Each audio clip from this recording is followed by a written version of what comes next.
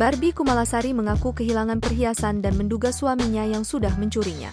Adapun sejumlah koleksi berlian yang hilang berupa perhiasan, seperti cincin dan anting, termasuk perhiasan yang dikenakannya saat pernikahan.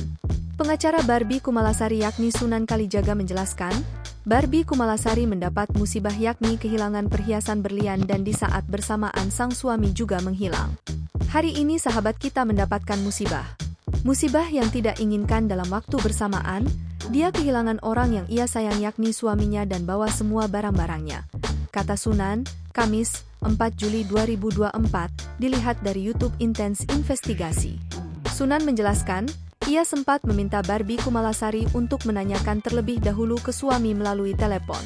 Saya sebagai kawan tidak berprasangka buruk, coba hubungi suami, handphone masih aktif tapi terakhir sudah tak aktif lagi, kata dia. Barbie mengaku sekira pukul 8.30 waktu Indonesia Barat ia mengetahui suami buka pintu. Aku pikir dia, suami, keluar mau merokok, kata Barbie. Namun sekitar 15 menit, Barbie bangun dari kamar ia tidak menjumpai suaminya.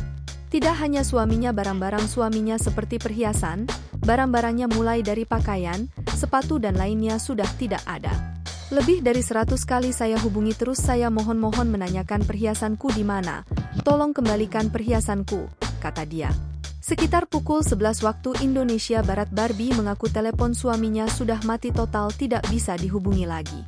Barbie mengakui semalam sebelum kejadian sempat terjadi konflik dirinya dan suami.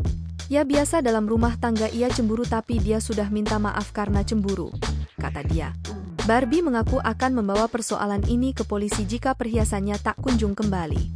Download Tribun X sekarang, menghadirkan lokal menjadi Indonesia.